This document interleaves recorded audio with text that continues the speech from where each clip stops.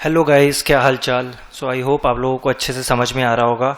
और अगर आप लोग में से कोई नए हो जो डायरेक्ट चैप्टर 5 में जंप कर रहा है तो आई वुड सजेस्ट कि पहले के 4 चैप्टर्स देख लो ताकि आपको क्लैरिटी रहे। और एक चीज़ मैं बोलना भूल जाता हूँ, लाइक कर दो वीडियोस को ताकि टीम को इंकरेजमेंट मिलती रहे। और कमेंट तो आप कर ही रहे हो, so thank you for that. और आपके क्वेरीज भी हम लोग रियल टाइम पे ट्राई कर रहे हैं सॉल्व करने का। आज हम लोग बात करेंगे चैप्टर 5 में की वैल्यूएशन रेशियोज के बारे में। ये रेशियोज बहुत इंपॉर्टेंट है, ये हमें हेल्प करते हैं फंडामेंटल डिसीजन लेने में और कंपैरिजन वगैरह हम लोग को जब करना होता है पीयर्स के लिए, पीयर्स के साथ इनफैक्ट, तो ये बहुत हेल्प करता है। यहाँ पर हम क्या क्या डिस्कस करने वाले एक शॉर्ट में डिस्कशन कर लेते हैं।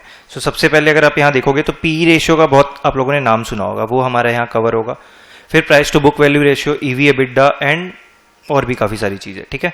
ये हम लोग सारा यहाँ पर डिस्कस करेंगे और धीरे धीरे करके आगे बढ़ेंगे। बेसिक से सब कवर्ड है, तो अगर आप कुछ भी नहीं जानते हो तो आपको बस आराम से बैठ के सुनना है और कुछ भी नहीं करना है, आपको समझ में आएगा। हाँ, एक टास्क है आपके लिए कि आप नोट्स बनाते रहो अपना। कॉपी पेन लेकर बैठो और उसमें अपना नोट डाउन करते रहो तो आपको हेल्प मिलेगा। क्या क्या कवर करने वाले हैं हम लोग यहाँ पे। हम लोग यहाँ पर सबसे पहले कवर करेंगे widely used stock valuation ratios, ठीक है। कौन कौन से होंगे वो हम लोग आगे देखेंगे। फिर हम लोग उसका अंडरस्टैंडिंग भी डेवलप करेंगे, सिर्फ उसको रट्टा नहीं लगाएंगे, हम लोग उसका अंडरस्टैंडिंग डेवलप करेंगे, कहां पर कौन सा एप्लीकेबल होता है वो समझेंगे। थर्ड है प्रैक्टिस करेंगे रिलेटिव वैल्यूएशन। ये क्या होता है, हम लोग बेसिकली कंपेयर भी करते चलेंगे पेयर्स के साथ साथ में, ताकि हम लोगों को समझ में आए कि किसका कहां पर किस तरीके से सिग्निफिकेंस होता है। और इस वैल्यूएशन मैट्रिक्स में रेड फ्लैग्स किस तरीके से आइडेंटिफाई करना है वो भी हम लोग समझेंगे कि कैसे वो हमें फंडामेंटली हेल्प करेगा जब हम लोगों को कोई इन्वेस्टमेंट डिसीजन लेना होगा for a long time at a beginner level, ठीक है। एकदम ही जीरो पे अगर आप बैठे हो तो आपको ये अच्छा हेल्प करेगा। इनफैक्ट अगर आपको थोड़ा बहुत नॉलेज भी है तो भी आपको अच्छा हेल्प कर सकता है, ठीक है। चलते हैं आगे। सबसे पहला मोस्ट वाइडली यूज्ड रेशियो और most heard ratio price to earnings ratio, जिसको हम लोग पीई रेशियो बोलते हैं। फुल फॉर्म आप लोगों को पता होगा, प्राइस टू अर्निंग्स है। इसका फॉर्मूला क्या होता है, सबसे पहले ये देखो, मार्केट प्राइस पर शेयर डिवाइडेड बाई अर्निंग्स पर शेयर। मार्केट प्राइस पर शेयर डिवाइडेड बाई अर्निंग्स पर शेयर, ठीक है। इससे हमारा निकल जाता है प्राइस टू अर्निंग्स रेशियो। इसका मीनिंग क्या है सर, ये बता दीजिए। इसका मीनिंग ये हम लोगों ने काफी बार वैसे डिस्कस किया है अलग अलग वीडियोस में, बट आपको यहां पर इसमें मैं रेलेवेंट बताता हूं क्या होगा। Investors are willing to pay for every 1 rupees of earnings. हर 1 रुपए कमाने के ऊपर में इन्वेस्टर्स कितना पे करना चाह रहे हैं वो हमारा पी रेशियो से हमें देखने मिलता है। और सिंपल टर्म्स में अगर बोले, लेट से रिलायंस का पी रेशियो है हमारा 25। दैट मीन्स आप जो रिलायंस में आज पैसा डाल रहे हो वो रिलायंस आपको 25 साल में रिकवर करके देगा। That is called as a P ratio. एकदम सिंपल लेमन टर्म्स में मैं बता रहा हूं, ठीक है। एग्जाम्पल आपको यहां पर मैंने लिखा है जो अभी मैंने बताया। अगर 500 रुपए पे कोई शेयर चल रहा है और उसका ईपीएस 25 रुपए, ईपीएस क्या होता है, अर्निंग्स जो कमा रहा है कंपनी वो, तो उसका पी हो गया 20। बेसिकली 20 साल में आपको 25 रुपए करके आप जब कमाओगे तो आपका 500 रुपया जो आप आज डाल रहे हो वो रिकवर हो जाएगा। कनेक्शन समझ में आ रहा है। 25 रुपया इज द ईपीएस और 20 इज द प्राइस अर्निंग्स। ये दोनों को जब आप मल्टीप्लाई करते हो तो आपका कॉस्ट रिकवर हो जाता है एक तरीके से। यही होता है ईपीएस, यही होता है पीई। तो पीई निकलता कैसे, ईपीएस को अगर आप करंट मार्केट प्राइस से देखते हो कंपेयर करके तो आपका निकल जाता है। अब यहां पर जैसे 25 इंटू 20 किया आपने, जिसमें 25 आपका ईपीएस था और पीई था 20, तो आपका 500 is the stock price. But अगर आपको पीई निकालना है तो आप कैसे निकालोगे, current stock price divided by EPS, आपका आ जाएगा पीई। सिंपल मैथ्स है। फिर से एक बार बताना है, फिर से बता देता हूं, रुको। इसको मैं एक बार डिलीट कर रहा हूं यहां से। यहां पर आप देखो क्या बोला मैंने अभी, आपको पीई निकालना है लेट से, ठीक है। यहां पर हम लोग स्टॉक प्राइस से निकाल रहे हैं, तो आपको पीई निकालना है अगर, तो पीई आप कैसे निकालोगे, स्टॉक का जो करंट प्राइस है, स्टॉक प्राइस जो है उसको आप किस चीज से डिवाइड करोगे, ईपीएस से, तो आपका पीई आ जाएगा। कैसे निकालना है, यहां पर इस एग्जाम्पल का अगर हम लोग रेफरेंस लेते हैं तो 500 is the current stock price और ईपीएस इज द 25 गिवन, तो हमारा पीई कितना आ गया, 20। एकदम सिंपल है। आई होप यहां पर आपको कुछ भी रट्टा लगाने का जरूरत नहीं पड़े और आपको इस एग्जांपल से समझ में आ जाए। अगर कुछ भी कंफ्यूजन हो रहा हो बार बार इसको सुनो, आपको समझ में आ जाएगा, ठीक है। Why P ratio is considered in fundamental analysis, it is best for profitable mature companies with stable earnings. अगर अर्निंग्स स्टेबल है और कंपनी एक मच्योर स्टेज में खड़ा है तो ये हमारे को अच्छा एक इंडिकेशन देता है कि किस तरीके से हम लोगों का कंपनी वैल्यूड है, अभी सस्ता है या महंगा है, ठीक है। बाकी और डिटेल में आपका ये अंडरस्टैंडिंग डेवलप होता रहेगा। अभी के लिए अगर आपको इतना समझ में आया हो तो बहुत अच्छे लेवल पे आप हो, मतलब कोई भी दिक्कत नहीं है, ठीक है। हाई पी का मतलब क्या होता है, बट अगेन सिर्फ खाली आइसोलेशन में नहीं सोचना है, बहुत सारी चीजों के साथ सोचना है। बट अगर खाली हाई पी देखते हो तो क्या हो सकता है कि मार्केट एक्सपेक्ट कर रहा है हाई फ्यूचर ग्रोथ। जैसे डिफेंसिव कंपनीज, हमारी डिफेंस कंपनीज जो है उसका आप देखोगे हाई पी पे चलता है वो, क्यों? क्योंकि ग्रोथ बहुत ज्यादा एक्सपेक्टेड है इसीलिए। बट अगर यहीं पर आप टेक्सटाइल कंपनीज को देखोगे तो बहुत सस्ता दिखता है क्योंकि वहां पर ग्रोथ एक्सपेक्टेड नहीं है, ठीक है।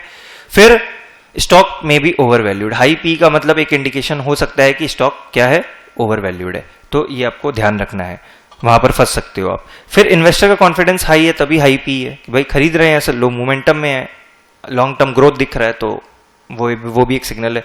फिर low current earnings but bright future. अभी अर्निंग्स उतना ज्यादा नहीं है इसलिए पी रेशियो ज्यादा दिख रहा है, क्योंकि पी रेशियो निकालने के लिए अर्निंग्स चाहिए हमें। यहां पर देखो अर्निंग्स चाहिए, तो अर्निंग्स अभी कम है बट आगे ज्यादा हो सकता है, तो इसीलिए भी पी रेशियो आपका हाई दिखेगा। अगर अर्निंग्स क्या है, डिनोमिनेटर में आता है, तो अर्निंग्स जब बढ़ेगा तो आपका क्या होगा, पी रेशियो अपने आप कम हो जाएगा। समझ में आ रहा है? लो पी का क्या मतलब होता है, स्टॉक में भी under valued but not always, बहुत सारी चीजें और साथ में देखना पड़ता है। ये नहीं है कि 10 का पी है और एक कंपनी का 30 का पी है, दोनों सेम इंडस्ट्री में है तो 10 वाला पी सस्ता है, ऐसा नहीं हो सकता, ऐसा नहीं हो सकता, ठीक है। ये रॉन्ग थिंकिंग है, तो ये ध्यान रखना है आप लोगों को कि एक ही इंडस्ट्री में अगर 30 का पी है और एक ही इंडस्ट्री में अगर 10 का पी है तो 10 वाला सस्ता है बाय डिफॉल्ट, ऐसा जरूरी नहीं होता है, और 30 वाला महंगा है ऐसा हमेशा जरूरी नहीं होता है, ठीक है। कंपनी में भी इन डिक्लाइनिंग सेक्टर, जैसे मैंने बोला टेक्सटाइल में ग्रोथ नहीं रहता है तो उसको जनरली लो पी मार्केट देख के रखता है, तो वो डिक्लाइनिंग सेक्टर है, वो एक सिग्नल है। Market lacks confidence in growth, growth ही नहीं है तो हमारा लो पी रहेगा। पोटेंशियल वैल्यू अपॉर्चुनिटी भी हो सकता है, तो जैसे मैंने बोला कि दोनों चीजें हम लोगों को देखना है, तो पोटेंशियल वैल्यू अपॉर्चुनिटी भी हो सकता है, तो हम लोगों को सब चीजों को साथ में लेके चलना पड़ेगा। अदर इंपॉर्टेंट रेशियोज क्या है, सिर्फ पी से तो आपका फंडामेंटल एनालिसिस कंप्लीट नहीं होता है, बहुत सारी चीजें होती है, तो बेसिक लेवल पे आपको क्या क्या अंडरस्टैंडिंग होना चाहिए। पीबी रेशियो, इसको हम लोगों ने डिस्कस किया था पिछले चैप्टर में। प्राइस टू बुक वैल्यू, ये कब काम आता है, जब एसेट हैवी बिजनेसेस हो, जब जहां पर बहुत सारे एसेट्स हो तो आपका प्राइस टू बुक काम में आता है। आपको देख के समझ में आता है कि बिजनेस में अगर आप पैसा डाल रहे हो, अगर कमाई नहीं भी होती है तो उसके एसेट्स को बेचकर आपका पैसा रिकवर हो सकता है, तो इसलिए पीबी रेशियो काम का होता है। किन सेक्टर्स में ये काम का है, मैन्युफैक्चरिंग और बैंकिंग में अच्छा अपने को रेफरेंस पॉइंट मिलता है, ठीक है। फॉर्मूला मैंने यहाँ लिख रखा है, तो फॉर्मूला को हम लोग रट्टा नहीं लगाएंगे, फॉर्मूला आपके अंडरस्टैंडिंग के लिए, आप पढ़ोगे आपको समझ में आएगा धीरे धीरे जब आप इसको अप्लाई करना शुरू करोगे। सो जब एप्लीकेशन शुरू हो जाएगा तो ये सब चीजें आपके लिए बहुत नॉर्मल हो जाएगा। जब एप्लीकेशन नहीं है तो आपको ये सब टेक्निकल लग सकता है, टेक्निकल है नहीं बाकी ये सब। ईवी एबिडा क्या होता है, एंटरप्राइज वैल्यू बाई एबिडा। अब आप बोलोगे ये एंटरप्राइज वैल्यू कैसे निकलता है, अगर आपको लोगों को ध्यान हो, हम लोगों ने एकदम जब पहले वाले चैप्टर में बात कर रहे थे तो हम लोगों ने इसके बारे में बात किया था कि market cap plus debt minus cash, पर अगर आपको नहीं भी याद हो तो कोई दिक्कत नहीं है, हम लोग इसको आगे में और अच्छे से डिटेल में कवर करेंगे। अभी के लिए किस लिए ये रेलेवेंट होता है, ये कैपिटल इंटेंसिव और डेट हैवी कंपनीज में ये मैट्रिक हमारे को काम में आता है, ठीक है। तो ये अगेन फॉर्मूला जो है हमारा, क्या रट्टा लगाना है, रट्टा नहीं लगाना है, हम लोगों को अंडरस्टैंडिंग डेवलप करना है, ठीक है। प्राइस टू सेल्स, ये हम लोग जोमेटो का एग्जांपल अगर याद हो तो हम लोगों ने वहां पर लिया था कि जब प्रॉफिट नहीं हो तो हम लोग प्राइस टू सेल्स देखते हैं। Loss making but fast growing companies, example Zomato. अब तो खैर ये प्रॉफिट में आ गया, बट जब लिस्टिंग हुआ था तो हम लोग इस तरीके से इसको सोच रहे थे। डिविडेंड यील्ड क्या होता है, इसका आप लोगों ने बहुत बार सुना होगा, बहुत बार आप लोगों ने डिविडेंड यील्ड के बारे में सुना होगा। कैसे निकलता है डिविडेंड यील्ड, आपका ये स्टॉक प्राइस के ऊपर निकलता है, ना कि फेस वैल्यू पे। अगर हम लोगों ने ये टर्म्स जब डिस्कस किया तो आपको नींद नहीं आया, और अगर आपने इसको सुना हो पुराने वाले चैप्टर में, पीछे वाले चैप्टर्स में, तो आपको ध्यान होगा कि ये डिविडेंड यील्ड क्या होता है, इनकम सीकिंग इन्वेस्टर्स के लिए होता है, बट ये टैक्स फ्रेंडली नहीं होता है। अगर आप हाईएस्ट टैक्स ब्रैकेट पे हो तो यू विल एंड अप एक तरीके से लूजिंग बिकॉज ऑफ टैक्सेस, क्योंकि आपका शेयर प्राइस पे जो टैक्सेस लगता है, शेयर गेन्स पे जो टैक्सेस लगता है वो कम होता है कंपेयर टू नॉर्मल इनकम पे आपका जो टैक्स स्लैब के हिसाब से लगता है। सो डिविडेंड जो आता है वो एक तरीके से विड्रॉवल हो जाता है आपका। डिविडेंड कुछ एक्स्ट्रा नहीं है कंपनी में, डिविडेंड इज जस्ट एडजस्टमेंट ना, तो आपका शेयर प्राइस एडजस्ट हो रहा है जब डिविडेंड आ रहा है, तो आपको वो चीज हमेशा ध्यान रखना है। कैलकुलेशन कैसे होता है ये फॉर्मूला देख लो, इससे आपको समझ में आ जाएगा। Dividend by market price into 100, क्योंकि परसेंटेज टर्म्स में निकाल रहे हैं, ठीक है। Last peg ratio, P ratio से और भी ज्यादा अच्छा अगर आप पेग रेशियो देखते हो तो आपको ग्रोथ भी उसमें फैक्टर इन हो जाता है, क्योंकि पी रेशियो में ग्रोथ नहीं दिखता है। हम लोगों ने क्या पढ़ा यहाँ पे पी रेशियो में, ये देखो स्टॉक में बी ओवर वैल्यूड, स्टॉक में be under valued, market expects high future growth, market lacks confidence in growth. तो ये जो ग्रोथ वाला पार्ट है ना, ये पेग रेशियो के थ्रू केटर हो जाता है। ये निकलता कैसे है? Price to earnings divided by EPS growth rate. Earnings किस ग्रोथ को फॉलो करने वाला है, वो ग्रोथ का जो रेट है वो यहां पर फैक्टर इन हो जाता है, एडजस्ट हो जाता है बेसिकली ग्रोथ से। और पी पेग अगर हमारा लेस देन 1 है तो अट्रैक्टिव है। फिर अब आपको इसको रट्टा नहीं लगाना, आपको मैथ्स के टर्म्स में सोचना है, जब आप अप्लाई करोगे तो समझ में आ जाएगा। ये ध्यान रखना, प्राइस पेग रेशियो में हमारा ग्रोथ आ जाता है ईपीएस का जो होता है, और इसीलिए पी और ज्यादा बेटर इंडिकेशन पी से ज्यादा देता है पेग रेशियो हमारे को, ठीक है। सो ये ध्यान रखना कि ग्रोथ यहां पर फैक्टर इन हो जाता है हमारा। सो ऑलमोस्ट हम लोग एंड पे इस चैप्टर के, ये हमारा जो था क्या था, वैल्यूएशन रेशियोज डिस्कस कर रहे थे। यहां पर हम लोगों ने बहुत बेसिक्स रखा है ताकि आपको एक बेसिक अंडरस्टैंडिंग डेवलप हो पाए। अब हम लोग इसका रिलेटिव और एब्सोल्यूट वैल्यूएशन देखेंगे और उसके बाद हम लोग इसको कंक्लूड करेंगे, ठीक है। रिलेटिव और एब्सोल्यूट वैल्यूएशन क्या होता है, आपको डाउट हो सकता है मन में, तो यहां पर पढ़ो, आपको समझ में आएगा। Compare stock ratios with its peers, ये होता है रिलेटिव वैल्यूएशन। और एब्सोल्यूट वैल्यूएशन होता है खुद के बिजनेस पे जब हम लोग फोकस करते हैं, तो वो एब्सोल्यूट टर्म्स में। और रिलेटिव में जब आप रिलेटिव पड़ोसी को देख रहे हो, आप अपने साथ वाले पीयर्स को देख रहे हो, तो वो रिलेटिव।